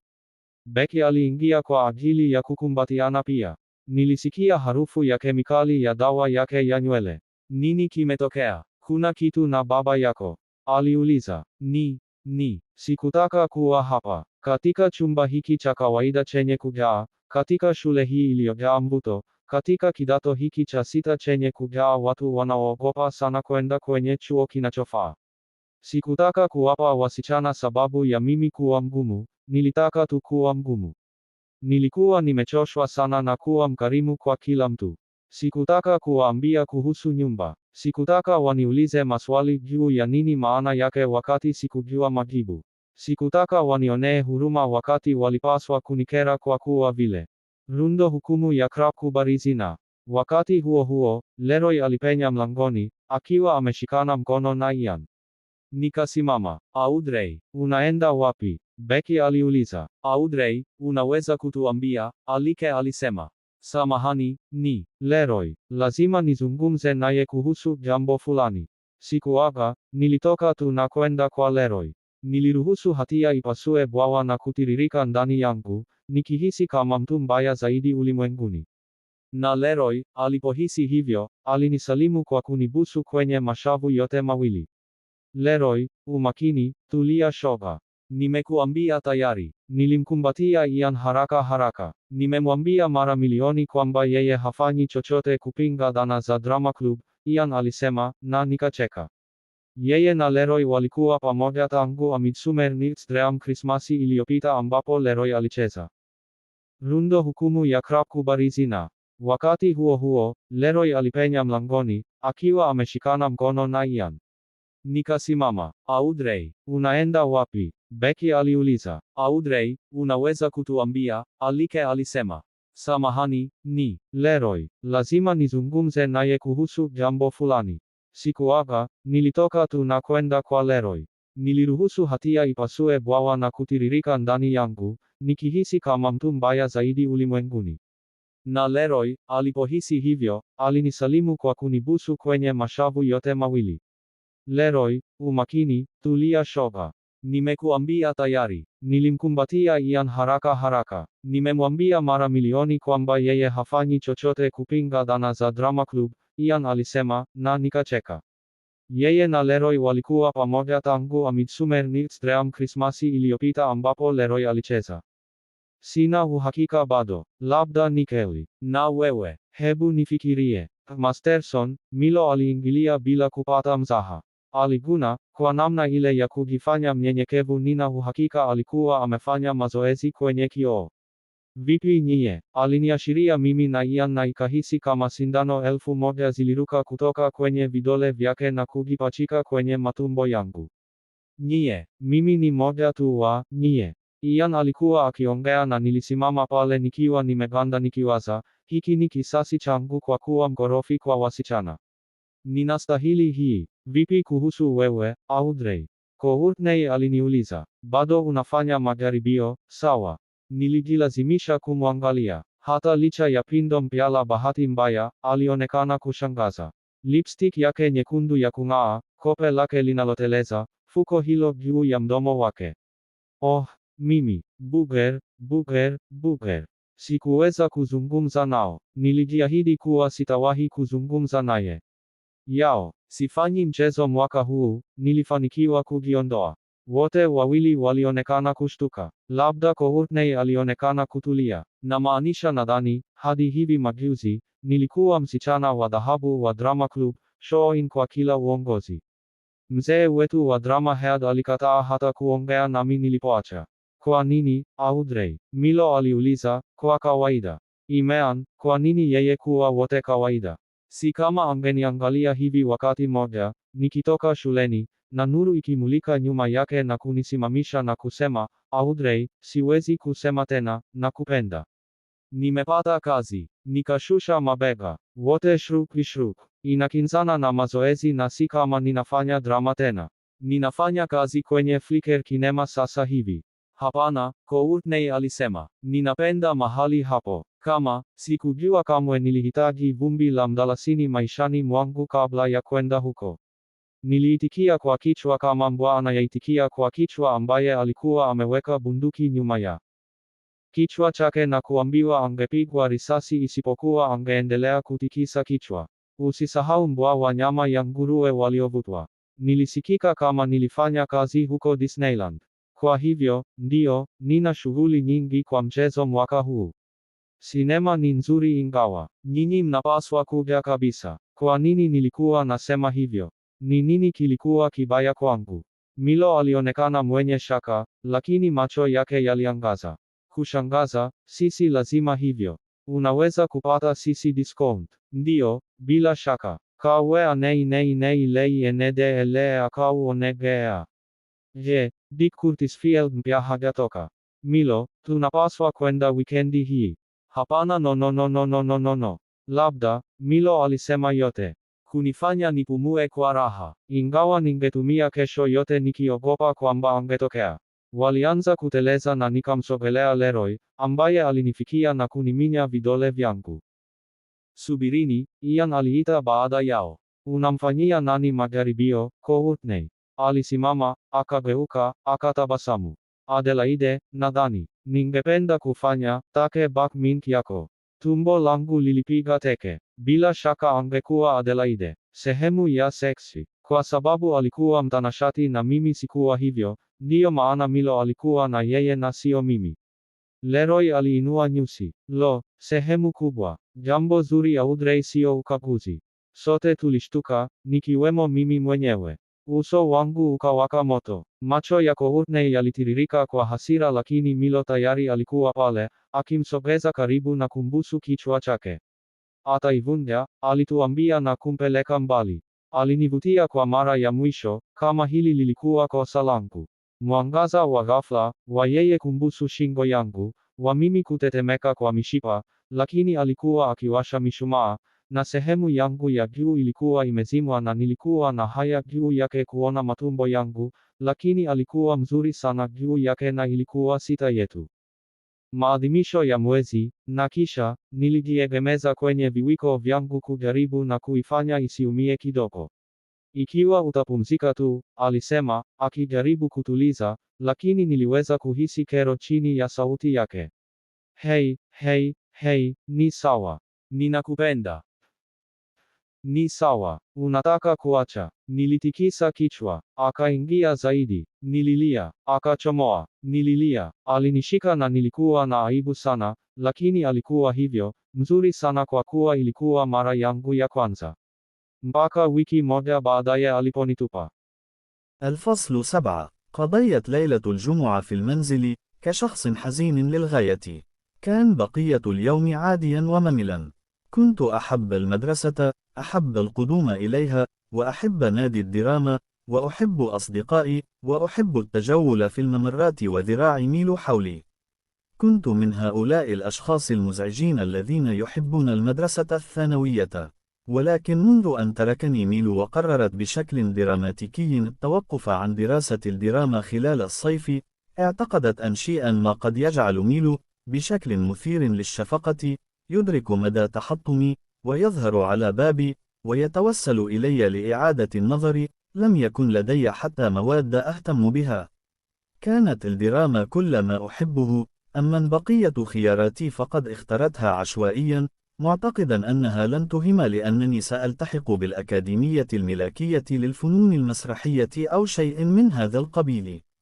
لذلك بعد ظهر يوم من التثاؤب أثناء دراسة اللغة الإنجليزية والنوم على المكتب أثناء دراسة الجغرافيا، مشت إلى المنزل وحدي. دعتني الفتيات إلى مطعم بيتزا إكسبريس، لكنني أخبرتهم أنني سأقابل أبي، وهو ما كان علي فعله، لكنني لم أستطع مواجهة الأمر مع قلة النوم هذه.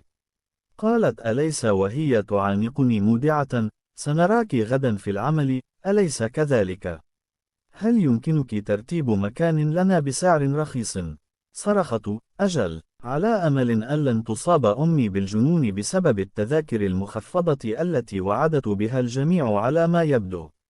اضطررت إلى السير في طريق مختلف قليلا إلى المنزل حتى لا تراني والدة ليروي.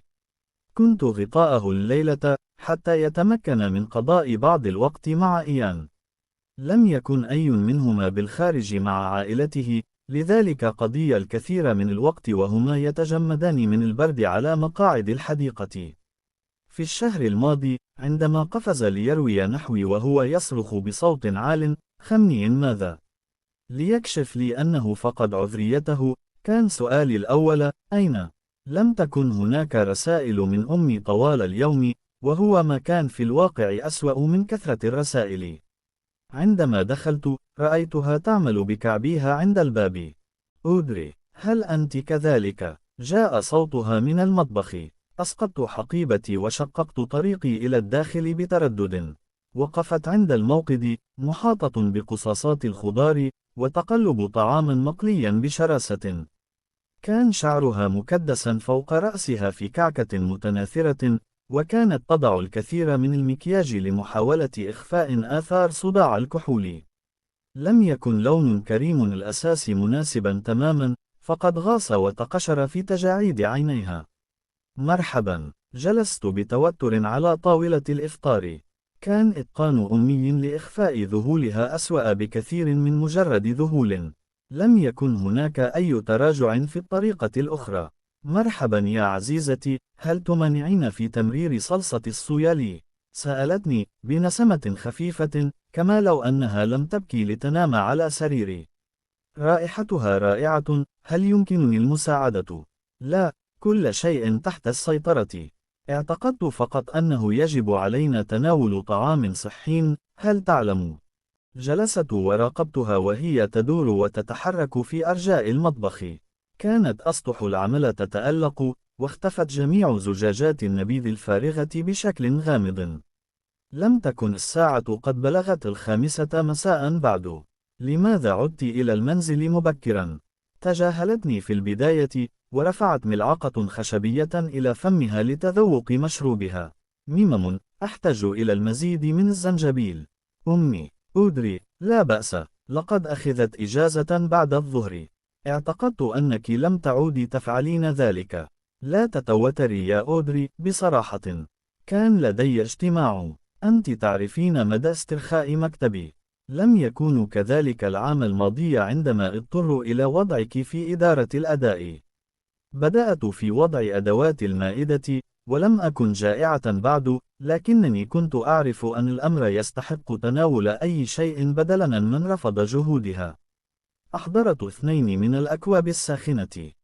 أطباق الخضار والأرز البني، وابتسامة عريضة ترتسم على وجهها. ميمم، لذيذ وصحي، كل حصصك ال5 اليومية في طبق واحد. شكرا، رائحته رائعة. جلسنا وتناولنا الطعام في بار الإفطار. نادرا ما كنا نستخدم غرفة الطعام الآن، فقد أصبحنا نحن الاثنتان فقط. كان الطبق المقلي يحتوي على الكثير من الزنجبيل لدرجة أنني اضطررت إلى ارتشاف الماء بين كل لقمة، ومع ذلك أصدرت أصوات تقدير وراقبتها بحذر من فوق كوبي. انتظروا، دفعت طبقها بعيدا وبه 3 قطع من البروكلي متبقية. لذلك ذهبت لرؤية محامي بعد ظهر اليوم بشأن المنزل. واو، وأودري، أريدك أن تتحدثي مع والدك. اجعليه يغير رأيه. وضعت شوكتي. ماذا؟ كانت أمي تضغط على كل إصبع من أصابعها، واحدا تلو الآخر. كان خاتم زواجها لا يزال في مكانه حتى بعد كل شيء. يقول محامي إنه لديه فرصة جيدة لجعلنا نبيع، بما أنك على بعد عام واحد فقط من الجامعة. يقول والدك إننا لسنا بحاجة إلى كل هذه المساحة بعد الآن. لكنه منزلك، أليس كذلك؟ عليك إخباره، إنه أكثر من مجرد مساحة، إنه منزلك. إنه منزلنا، منزلنا، منزلنا. عندها حان وقت الانهيار. انحنت فوق الطاولة، وحطمت رأسها للأسفل، ممن أدى إلى دخول صلصة الصويا في شعرها. كنت واقفا، جالسا بجانبها، وأحرك الطبق إلى جانب واحد لأبعد شعرها عنه. أمي، أمي، لا بأس، سيكون كل شيء على ما يرام. لم تكن تبكي حتى، فقط نوع من النحيب، وهو ما كان أسوأ. أمي، هيا، أخبريني بما قاله المحامي. جلست. إنه يدعي أنه بحاجة إلى المال من البيع للمساعدة في دفع ثمن تلك العاهرة وأطفالها الصغار.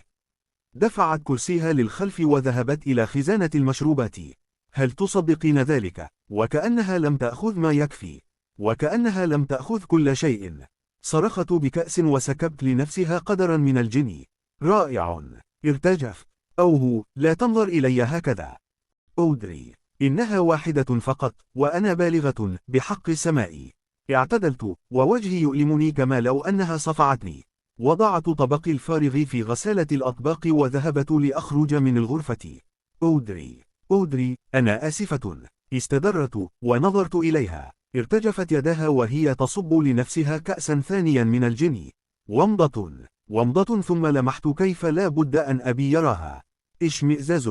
لثانية عابرة، استطعت أن أرى سبب مغادرته. لكنها لم تكن على هذا الحال قبل أن يغادر. لقد فعل هذا بها. تحول الوميض إلى غضب شديد تجاهه. غضب لم أعرف ماذا أفعل به، لأنه كان والدي. لا يزال والدي. ما زلت أحبه، والتوأم، حتى بعد كل ما فعله. لذلك كتمته وجعلت أحشائي تؤلمني. أودري، آسفة يا عزيزتي. إنه مجرد مشروب صغير. لقد كان يوما عصيبا. من فضلك، أجلسي معي. جلست على مضض، متمنية لو ذهبت إلى بيتزا إكسبريس. عليك أن تكوني حذرة في شربك. الليلة الماضية كنت. أعلم. أمسكت بيدي بقوة. لكنني كنت أفضل حالا، أليس كذلك؟ إنها مجرد صدمة يا أودري. إذا استولى على المنزل. إذا خسرت هذا المكان. لذا، إذا استطعت الذهاب لرؤيته في نهاية هذا الأسبوع. غدا. لست متأكدة ما فائدته. أرجوك يا أودري. كان صوتها أكثر حدة. حاولي. تنهدت. أومأت برأسي. سأحاول. خففت وقفتها على الرغم من أنه لم يكن هناك أي طريقة ليستمع إلي أبي. لكنها وضعت الجين جانبا وأفرغت طبقها وانتعشت مرة أخرى. إذن هل أنت هنا الليلة؟ لماذا لا نشاهد فيلما؟ فشارا، شوكولاتة، أفلام، المزيد من الأفلام بالتأكيد، أو مأت برأسي. Bölüm 8. Akşam yemeğinden sonra kendime gelmem biraz zaman alsa da, bütün gece nispeten normal kaldı. İyilikten dramatikliğe ne kadar çabuk geçebildiğini unutmuşum, aylardır böyle değildi. Babamın onu yine sinirlendirdiğine inanamıyordum. Annem, ebeveynlik sorumluluğuyla okulun nasıl gittiğini sordu ve ben de ona medya çalışmaları projemden bahsettim. O zaman bir aşk filmi izleyelim. Araştırma amaçlı, değil mi? Bunun iyi bir fikir olduğundan emin misin? Ah, saçmalama Audrey. Ben yetişkin bir kadınım. Şu anki halimde bile romantik bir film izleyebilirim. Mikrodalgada patlamış mısır paketini içeri tıkıştırdık. Birkaç Cadbury's aldık ve kanepeye yerleştik. Dışarısı çoktan kararmıştı. Kalorifer yüksek tavanlara kadar inliyor ve şangırdatıyordu. Perdeler hafifçe hışırdıyordu. Taslak, John Cusack'ın oynadığı eski bir 80'lik filmi olan Señor'ı seçti. Babanla ben, filmin 10. yıl dönümünde bunu sinemada izlemeye gitmiştik. Baban ve ben. Neden hala bunu kendine yapmakta ısrar ediyordu? Ama annem tüm coşkusuna rağmen 20 dakika sonra uyuyakaldı. Araştırmam uğruna azimle devam ettim ama bağırsaklarım birbirine dolandı. John Cusack bu kıza aşıktı. Ona bakışı, keşke biri bana da böyle bakabilseydi diye düşündürdü. Milo bana böyle bakardı. Ama sonra bak, nasıl oldu. Annem solumda hafifçe horluyordu. Ayakları kanepede, taytı buruşmuş ve ayak bileklerinin etrafında toplanmıştı. Onu duymazdan gelmeye, filme odaklanmaya çalıştım. John Cusack'ın evinin önünde dev bir teyp ile durduğu o meşhur sahneye geldiğimizde. Onu geri kazanmaya çalışmaktan bıkmıştım artık. Duraklat tuşuna basıp kanepeye gömüldüm ve donmuş kareye boş boş baktım. Gerçek hayatta böyle bir şey asla olmaz. Telefonumu çıkarıp herkesin güncellemelerine göz attım. Kızlar Pizza Express'te çekilmiş onlarca fotoğrafını yüklemişlerdi. Makyajlı, ördek suratlı ve bolca selfie çekmişler. Leroy beni mahalledeki bowling salonunda etiketlemişti ve ben de hemen ona bir mesaj gönderdim. Audrey, bowling salonu mu? Aman tanrım, bana sakal yapacaksan, bari havalı bir sakal yap. Ama cevap vermedi. Muhtemelen yayınla bowling oynanmayan bir salonda bowling oynamamakla çok meşguldü. Sevmediğim veya umursamadığım insanlardan haber almak için çeşitli sitelere göz attım. Ama yine de onların dışarıda olması ve benim dışarıda olmamam beni rahatsız etti. Sonra babamın 20'den fazla fotoğraf yüklediğini gördüm ve kendimi üzerlerine tıklayarak, kardeşim ve kız kardeşim ekranımdan ışıl ışıl parlıyordu. Tombul yüzleri çerçevenin çoğunu dolduruyordu. Albümün adı, Yeni Sebze Tarlamız'dı ve çoğunlukla babamla Jesse'nin kocaman küreklerle gülümseyip poz verdikleri sahneler vardı. Yüzleri sıkı çalışmadan kirli, kırmızı ve sağlıklıydı. Şimdilik sadece bir toprak yığını gibi görünüyor. Ama hasadı bekle, diye yorumlamıştı Jesse. Ve o beyaz ateşli öfke geri fırladı. Damarlarımda şarkı söylüyordu. İkizlerin fotoğraflarına odaklanmaya çalıştım, gülümsüyorlardı. Onları sevmekten kendimi alamıyordum sonuçta. Babamın tam bir pislik olması onların suçu değildi. Ama annemin yanında onlar konusunda çok dikkatli olmalıydım. Onlardan bahsedemez, onları asla eve çağıramazdım. Bu çok büyük bir ihanet olurdu. Onlara olan sevgimi bir kenara itip ayda birkaç gün onları görebileceğim zamana saklamalıydım. En azından bu hafta sonu onları görecektim. Babamla konuşmak pek işe yaramayacak olsa bile. Tanrım, bu evde yaşamadan duramazdım. Bu odada, bu güzel yerde. Oturma odası, nane yeşili boyası ve sıcacık şöminesiyle, her cumartesi akşamı ailecek film gecesi için buraya nasıl doluştuğumuzu hatırlatan anılarla. Burada her Audrey Hepburn filmini izlerdik. Annemle babam birbirlerine buğulu gözlerle bakarlardı. Roma tatili her zaman yılda en az 2 kez gösterime girerdi. Evlenme teklifini burada yaptı, derdi annem. Dayı ve ben de gözlerimizi devirirdik çünkü hikayeyi defalarca anlatmışlardı. Ama içten içe tekrar duymaktan da keyif alırdık. Onların hikayesini, annem ve babamı, destansı aşklarını, destansı evlenme tekliflerini, Hollywood düğünlerini. Babam, Jesse'nin bir fotoğrafının altına yorum yapmıştı. Hayatımın aşkı, en iyi arkadaşım. Ardından 12 kalp emojisi. Yorum 51 beğeni aldı. Annemin horlaması, endişeli takibimi böldü ve ona baktım. Yan tarafına geçti ve kol dayanağını yastık olarak kullandı. 51 beğeni. Zavallı, zavallı anne. Televizyonu kapatıp eski bir battaniye çıkardım ve üzerine örttüm. Ön kapının kilitli olup olmadığını kontrol ettim. Merdivenleri çıktım. Milo'nun tişörtünü giydim ve yatağa girdim. Daha 10 bile değildi. Bir süre tavana baktım. Kitap okumaya çalıştım ama konsantre olamadım. Bu yüzden saat 10.30'da iç çekip telefonumu tekrar çıkardım. Herkesin daha iyi cuma gecelerinin güncellemelerine göz attım. Kendimi Harry'nin adını söylerken buldum. 10 ortak arkadaşımız vardı, biri dayıydı.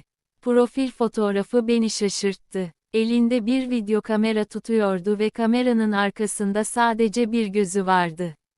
Gizlilik ayarlarından sızan fotoğraflardan bazılarını tıkladım. Çoğu konser fotoğraflarıydı, yüzünün kulüp gecesi neon ışıklarının parıltısıyla vurgulandığı bulanık fotoğraflar. Ama birkaç kişi zombi kostümü giymişti. Harry gururla ayakta duruyordu. Ortada, yine kamerasını kaldırmış. Arabadaki kız da içlerinden birindeydi, kollarını birbirlerine dolamışlar. Sahte kan lekeleriyle kaplıydı, belli ki bir çeşit zombi rolü yapıyordu. Kız arkadaşı olup olmadığını ve eğer öyleyse, dayının beni neden uyardığını tekrar merak ettim. Yarınki vardiyamda Harry'e zombi meselesini sormak istedim ama sonra bunun onu takip ettiğimi ortaya çıkaracağını fark ettim. Saat 11'de uyumuşum. Chapter 9 The bad boy who changes his ways just for you. He's tall. He's dark. He's trouble. He just can't commit, you know. He wants to play that field, and the field next to it. Hell, he wants to play in every single sex meadow that he can. Nothing and no one can change his ways. He's a bad boy. A sexy bad boy. Because, let's face it, you can only get away with being a bad boy if you're the sort of good looking that doesn't actually occur much in real life. But then bad boy meets that girl. This one girl. Who, for inexplicable reasons, makes him want to change his ways. He reforms for her. She is special. She is different from the other girls. I was woken by my phone ringing. Her. I said, instead of hello, my head still under the duvet. The house was quiet, Mum not up yet. The heating wasn't on and it was freezing. Audrey. I didn't wake you, did I? It was Ma's voice. All calm and clipped, and of course she's this awake at 9 a.m. on a Saturday. I found myself sitting up in bed, like she could see me. Oh no. I've been up for ages. I just got back from the run. Riot, Ma said, unconvinced. Is there a problem? Yes, actually. Not a big one though. I was just wondering if you minded doing a double shift today. I know you're new and you're not supposed to start until 5. But they need a manager at our sister branch and I need someone to cover the load at Flickr. Could you come in at midday instead? Today, I was supposed to be having a massively awkward and emotionally damaging conversation with Dad today. Yep. I can do it. Was it 12 you said? Oh, Ma sounded like she didn't know what to do with my compliance. That's very helpful, thank you, Audrey. Harry and Lulu will be there to look after you, so don't worry. And I'll write you up some instructions before leave. You'll like Lulu, she's an old-timer. Oh god, so probably just like you. Sounds great. Ma hung up without saying goodbye. I grabbed my uniform, which was still crumpled on the floor where I'd left it the other night. I looked at myself in the mirror and scowled. My hair fell long and dank around my face.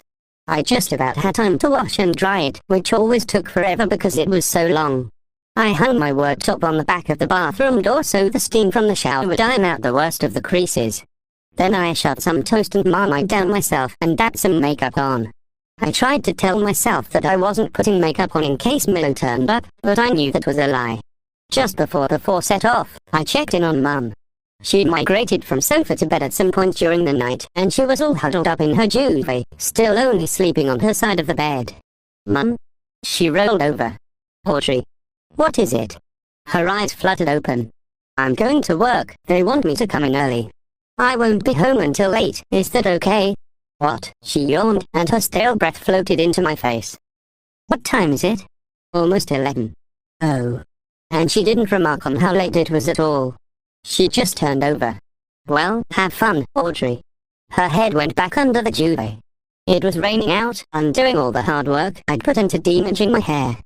The wind was proper howling, the rain lashing against my hood as I stomped through puddles, soaking my jeans up to the knees, letting the elements blow away all my guilty feelings about leaving Mum for the day. I sent a message today, not sure what good it would do. Audrey, Mum's having a bad day. Again. I'm working. Can you call her? The high street was mostly empty, the bad weather putting everyone off venturing out. I steered my way past the odd-determined buggy pusher, feeling jealous of all the toddlers who get to be pushed around under those snug plastic covers, and dodged down an alleyway to Flickr. There was a sign on the staff door in scrawled handwriting. Enter at your own peril. What the hell? I pulled it off the bull tack holding it up. All the lights were inside. The quietness jarred with the howling winds outside. Hello? I called. Silence. Harry? Lulu. Even though I had no idea who Lulu was. There was a clattering by the bar. I looked around for signs of life, but all I could hear was the wind hissing at the windows. I know you're here. You left a note on the door, I called. I spotted a foot poking out from behind the bar. A blue Converse. I walked towards it and found Harry slumped on the ground, lifeless. Face down. Harry? He didn't say anything. I bent down gingerly, knowing it was a wind-up but still feeling freaked. I rolled him over and screamed. His face was covered in blood, what was left of it. Half of it seemed to be chewed off. His tissue was ripped and splattered with gore. A loud crash behind me and this thing emerged from the kitchen. I screamed louder, puerile terror forcing its way out my vocal cords. It was wearing a ragged wedding dress, the skin behind the veil all grey and gruesome. It staggered towards me and I screamed again, falling backwards over Harry's foot. That's when the laughing started. Got you. Harry lurched upright like he had rigor mortis. Shit, are you okay, Audrey? I was crouched in the ball, panting for breath. That wasn't funny. The zombie bride pulled up her veil. Hi, I'm Lulu. Sorry, we're just testing out Harry's new stage makeup. Stage makeup? Harry clambered to his feet, looking very dead, but also very pleased with himself. He held out his hand to help pull me up, but I shook my head. Sorry, it's my fault, Lulu said. She did look sorry now that she'd lifted her veil. I'm the assistant manager. I get a bit, well, overexcited when Ma's not here. And I warmed to her the moment she mentioned Ma in a negative way. Harry shrugged at my hand reject and ruffled his already mussed hair. I stood up, not quite looking at him. No, it's my fault, he said. Sorry, Audrey. I make zombie movies and I wanted to try out this new kit. Isn't the cinema about to open? Lulu shrugged. Probably. Who cares? What's important is that important. We scared you shitless. I did not lose my shit, I protested. I was just confused. Oh come on, Audrey, Harry said. We got you. I still can't believe you did that to me when I'm new. Lulu completely removed her veil, revealing pink hair. You're right, sorry. As I said, we got overexcited, I get it. I was trying to stay grumpy but it was hard. Harry had managed to win my eye contact and was grinning the gravitational pull smile. Let me wash this off. Lulu made her way to the staff bathroom. Thanks for covering today, Audrey. Harry, can you make the guacamole?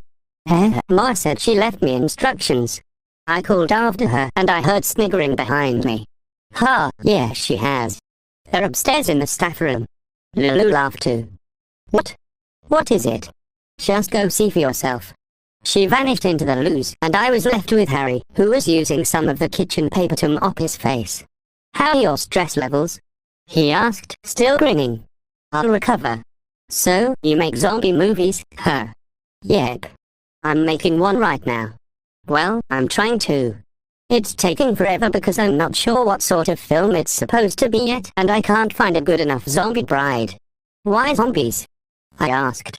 He was smearing blood further across his face, rather than washing it off. I grabbed a paper towel, wet it under the tap and handed it to him. Thank you. And, the real question is, why not zombies, Audrey? If you're going to do anything, you need to ask yourself, would this situation benefit from adding zombies? The answer is almost always yes. His napkin was already smothered in red syrup, so I wet another one and handed it over. I asked Terry about you. He grinned, focusing on getting a big smear off his eyebrow. And, he warned me of you. Said you were trouble. Harry's face didn't show even a hint of surprise, and I knew Terry was onto something. That's not very friendly of him. Harry was too busy cleaning himself to make the guacamole, so I shoved my rucksack on the floor and got out the avocados. So what sort of trouble are you? I asked, washing my hands before the four started. The I'm still in love with my ex kind. The I have money issues kind. The I secretly have low self-esteem kind. Oh, my personal favorite, the just because I can kind. Harry looked totally unoffended. I just don't know why Terry would say that about me. He grinned so wide his teeth almost blinded me. Come on, Harry. You even charmed Ma. God, you're not going to get that stuff off with napkins. Go have a wash in the bathroom. Another huge grin. Thanks, Mum. I mashed avocado while the two of them cleaned themselves up. Lulu emerged first, looking totally different. She now had a full face of eyeliner and the lip piercing I hadn't spotted behind the veil. I guessed she was around 25. Sorry about that, she said. Harry convinced me it would be hilarious. He's very good at convincing people about things. She saw me squeezing limes. Isn't Harry supposed to be doing that? He had to go wash. You see? Lulu perched on the bar, swinging her legs under it. He's convinced you to do a job he was supposed to be doing, without you even realizing it. That's Harry all over. Sorry. I'll go check Ma's rota, see what I'm supposed to do. Lulu grimaced and shook her head. Screw the rota. It's very simple. You do what you did last shift. She didn't let me do anything other than make the food last shift. She said I shouldn't run before the four could walk. Lulu let out a huge sigh, then jumped off the counter. For Christ's sake, that woman. None of it is rocket science. Here, let me show you. Harry eventually came out, only a hint of red left on his face. It frustrated me that his wet hair made my belly do a thing. Only 10 minutes till opening and you're going to have to show people to their seats, he said. Do you think you can handle that pressure? I stuck my tongue out. Tell me again why they need showing to their seats. There's literally one aisle that goes in a straight line. And they either sit on the left or right of it. I mean, they've managed to drive themselves here and all, but they need someone to say walk down this only available path. You know what? Lulu said, from behind the cloud of popping corn. I've never thought of it like that before. You should inform Ma. Tell her it would improve efficiency. Harry shook his head. She couldn't handle it. Just think what it would mean for the rota. You're right, Lulu said. Her head would actually explode. To prove their point, Harry and Lulu dragged me up to the staff room, Harry unnecessarily taking my hand as he did so. There, on the table, was what looked like a 20-page dossier. For Audrey Winters, the top page said. I picked it up, reading it under my breath. Here are the 5 key stages of ticket selling. Number 1, greet the customer. Initial friendly contact is integral to customer relations. Number 2, ask the customer what they would like. This empowers the customer. Number 3, always provide what the customer asks. Oh my god, guys. Is this a piss take? Harry jabbed at the page. You've missed out number 4. Remember to breathe. Breathing is integral to a human's ability to maintain maximum living potential. I have booked in 0.25 of each second into your rota to allow you to inhale and exhale. If you die during your shift, I will dog your PA. I giggled, the paper shaking. Lulu took the page off me and pretended to read it aloud. You must check the rota every hour, in case your duties have changed. If they have, update the rota accordingly to ensure management knows exactly what you're doing and when. Even if there is a huge queue of screaming customers, do not deal with them unless the rota tells you to. Harry grabbed it off her, his eyes watering with laughter. If you're unable to perform all your daily tasks because you're too busy looking at the fucking rotor, do not blame the rotor. It is your fault you are not, literally, a human rotor. We were laughing so hard that we initially didn't hear the door knock. Not until someone tried again. Harder. What was that? Lulu said. More zombies. I suggested. We descended the stairs to see a long line of Harris parents and kids outside the front door. Excuse me, a monk called through the glass. Aren't you supposed to be open? Ah, bollocks pissing bollocks, Lulu said. I forgot to open up. And we scrambled to the doors. Chapitre 10. J'avais plus l'impression de travailler dans une crèche que dans un cinéma dans les heures qui ont suivi. On réclamait des glaces au chocolat à tout va, on jetait des coups de fouet lorsque des parents soucieux de leur santé essayaient de commander des fruits secs à la place. Un enfant s'est même fait pipi dessus et Loulou a dû se mettre à quatre pattes pour frotter la moquette. Je vais prendre cette balle pour toi, m'a-t-elle dit, quand j'ai proposé mon aide. Tu auras bientôt l'occasion de nettoyer l'urine de quelqu'un d'autre. Harry hocha la tête, les gens nous la laissent souvent dans des verres. Quoi, ma bouche s'est ouverte d'horreur. Je blâme l'obsession de faire des films de 3 heures. Les gens ne veulent rien rater, alors ils pissent dans leur gobelet de coca et nous la laissent là, toute chaude et fumante. C'est dégoûtant.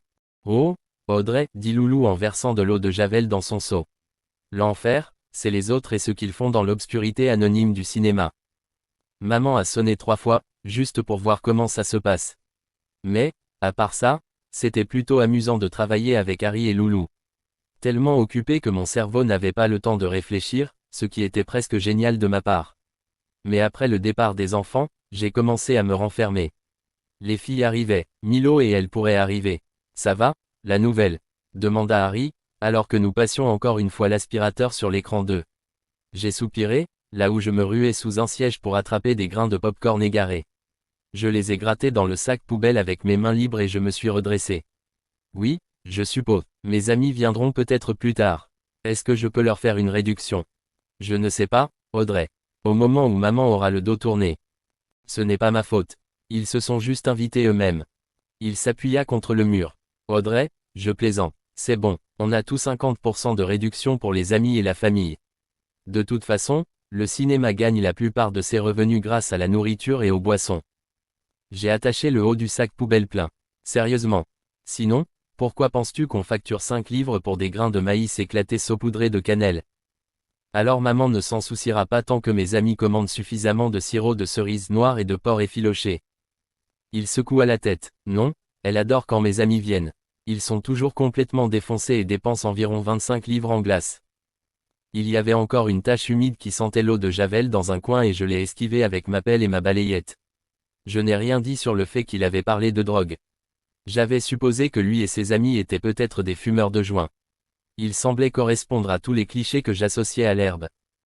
Musique métal forte, voiture rouillée, film de zombies. J'étais presque sûr que Dougie fumait de la drogue. Les filles et moi étions un peu trop, disons, féminines pour fumer des bangs, ou quoi que ce soit que font les fumeurs de joint. Alice, Becky, Charlie et moi avons passé nos années d'expérimentation à boire du Lambrini à la cerise, ou n'importe quoi d'autre de rosé et pétillant. La chose la plus rock'n'roll que j'ai jamais faite, c'était de vomir du vomi rose dans les rideaux d'Alice. Il y a encore quelque chose qui te tracasse, dit Harry, alors que je remontais l'allée. Tu sursautes chaque fois que la porte s'ouvre. Je me suis dit qu'il fallait que je le dise à quelqu'un, au cas où j'aurais une crise de nerfs au comptoir. Mon ex viendra peut-être ce soir aussi, comment sais-je? Avec sa nouvelle petite amie. Harry tendit les jambes de l'autre côté de l'allée, m'empêchant de monter. Alors, qui serait assez stupide pour faire de toi une ex quoi que ce soit? Harry. Quoi? Son visage était l'essence même de l'innocence. J'ai lentement et délibérément enjambé sa jambe. Tu sais qui c'est un idiot, m'a-t-il crié alors que je poussais la double porte.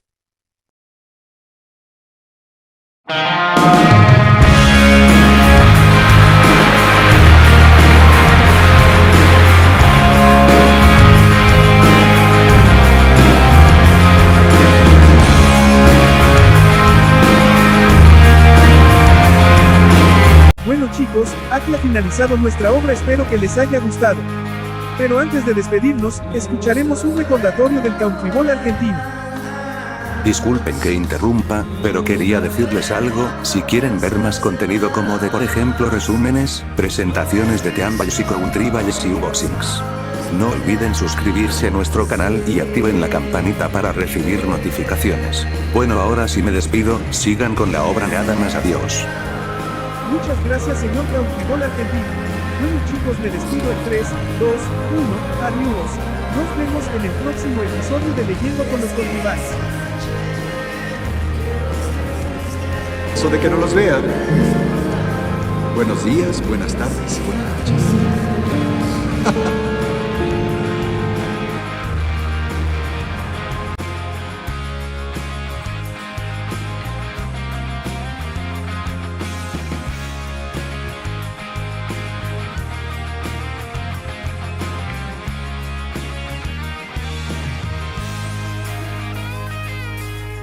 El tiempo va calmándome, los días van